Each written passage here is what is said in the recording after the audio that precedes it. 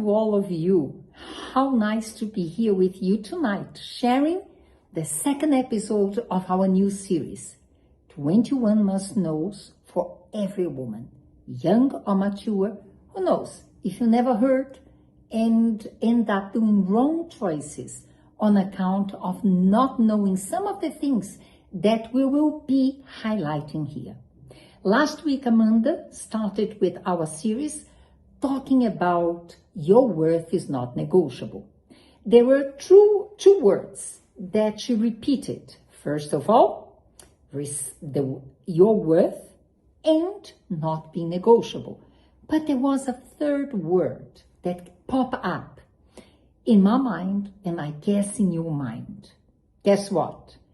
That word was respect. So she spoke about respect towards others, but also how to raise their respect towards you. Today, I wanted to carry on with this mindset of respect, and it has all to do with our second topic. Today, we are going to be speaking about love should never require self-sabotage. So we have respect towards others. We expect that others respect us, but there is a third application for the word respect, and it is self-respect. So since the time that we were born, we were exposed to interact with people, family members, parents. As we grew a little older, there were siblings, younger or older, neighbors. Then we went to school.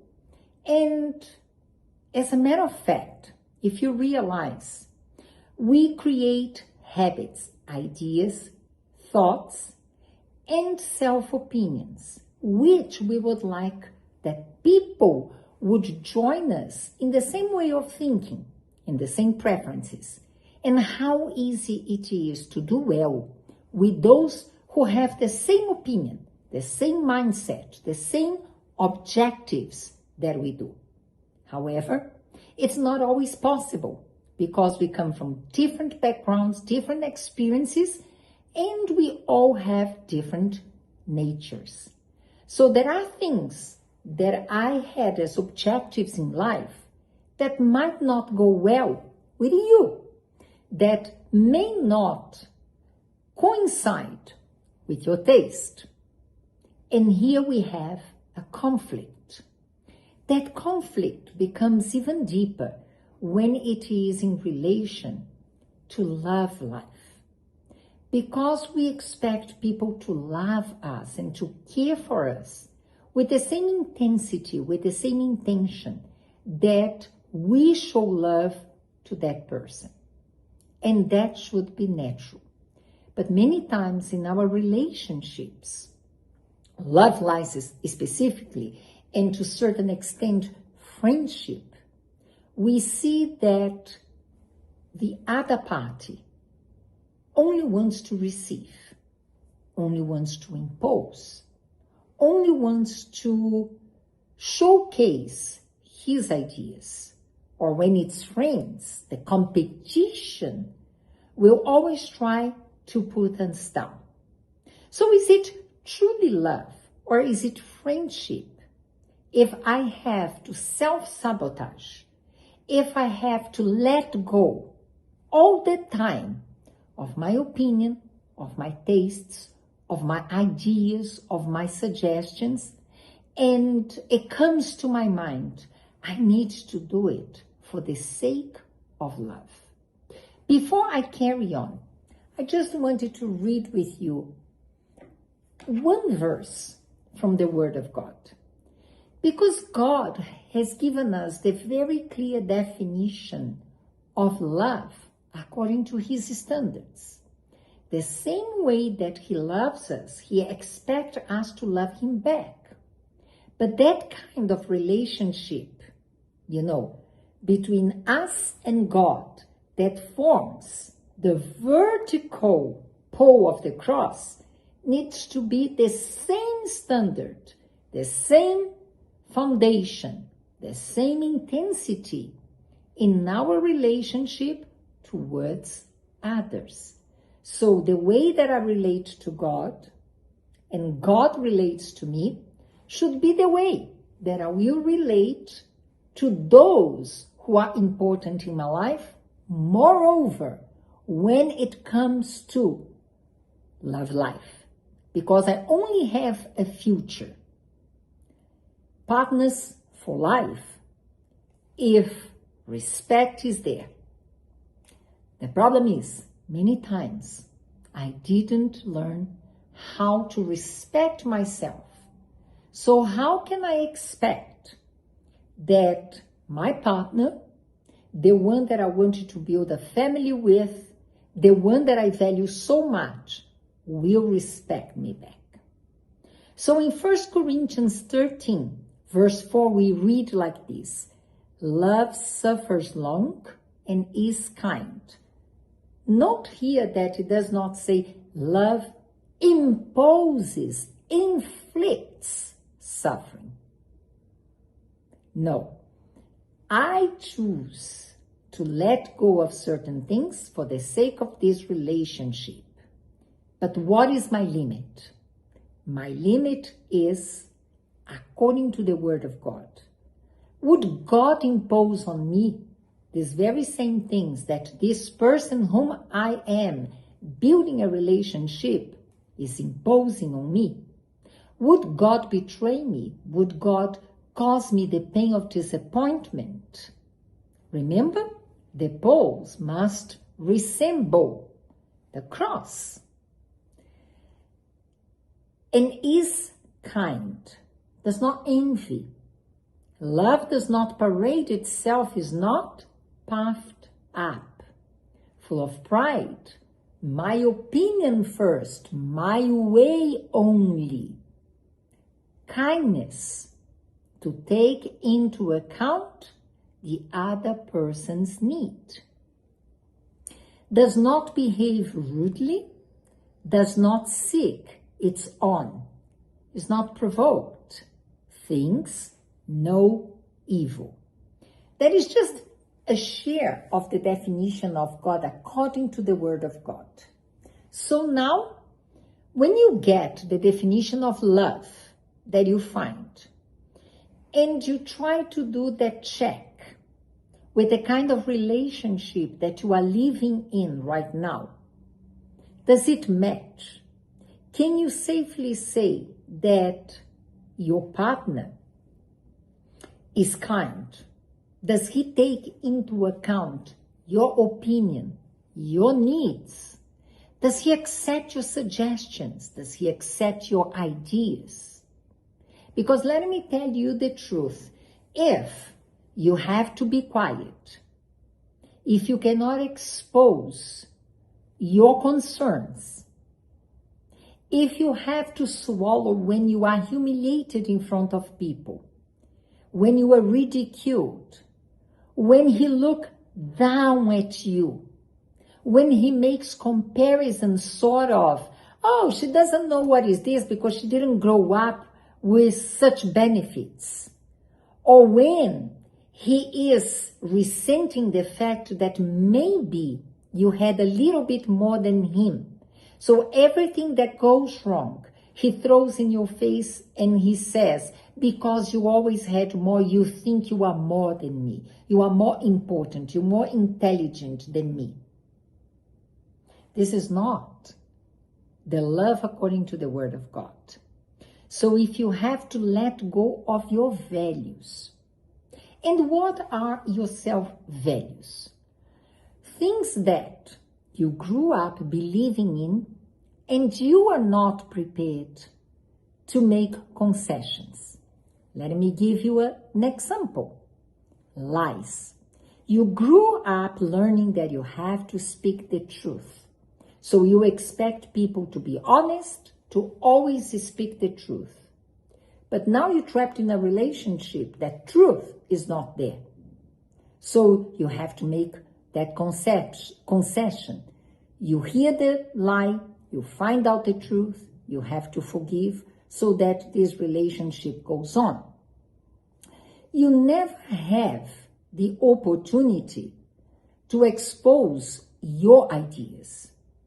Or, worse than that, you can never say, this is not good. Or, I didn't grow up like this. I don't accept that you refer to me with these very vulgar words. Because, we are Christians. I know my value. I know God values me. And it's not accepted. I wanted to bring to you also another angle. The Word of God says that we should be helpers. But I can only help those who will accept my help.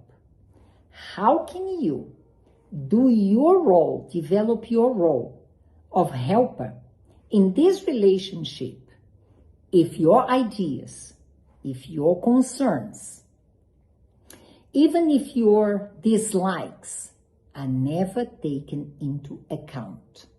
So when you say, listen, I don't think this is going to be good for us, and you receive back, shut up, you don't know what you're talking about, that's not your place, do you actually think that you're going to have the platform, the space that you need to contribute to this relationship?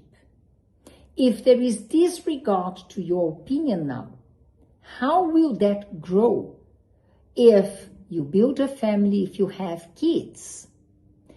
If, for instance, you tell your friends, I don't drink alcohol, and they mock you, they expose you, and you feel forced to do something that goes against your values and the values that God has given to you, just to be part of that group, do you honestly think that they deserve your friendship? I'm not talking about you deserve them, not at all. I'm talking about, do they deserve your friendship? Because if you have to compromise your values for the sake of this friendship, there is no worth in it. You are self-sabotaging. You are doing things that in principle you don't believe in. If you need to keep this relationship in exchange of allowing him to touch you, to force you into sex, otherwise he says, you are not proving you love me. This is not love, because love, according to the Word of God, is not jealous, is kind, does not impose suffering. So if you always believed that you have to keep yourself until you are married because you learned that sex is for marriage, and now you see yourself forced to compromise that value, is it really love? Or is just a way to make you to succumb to your own identity, to please him, and to be disrespected, disregarded, betrayed, compared to others, and still carry the burden that, above anything else, you have betrayed yourself and you have betrayed God? So answering our question of today, should love require self-sabotage? Never. That's the passion of the world that inflicts pain, inflicts humiliation, inflicts waiving of your value. True love is the love that God has for us. The God that keeps on giving, keeps on strengthening, and building our identity as his child. So in your love, to make sure that this relationship is worthy for you, that love needs to expand your identity. Instead of only humiliating you, lowering you, disregarding you, that person encourages you to bring the best, to find the best in yourself. And when you have a challenge, he makes you to face that challenge. He encourages you. He goes for that challenge together with you. And as you grow, he grows and that relationship grows.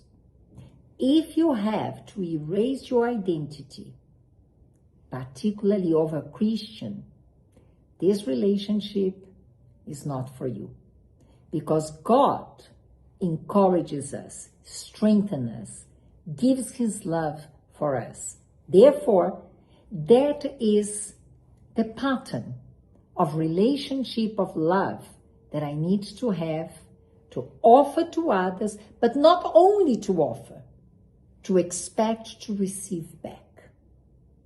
Are you self-sabotaging your principles, your values, your ideas? It's time to rethink if your friendships, if your love life is heading in the right direction. Next week, we come back with another 21 Must Know. Until then, God bless you all. Bye-bye.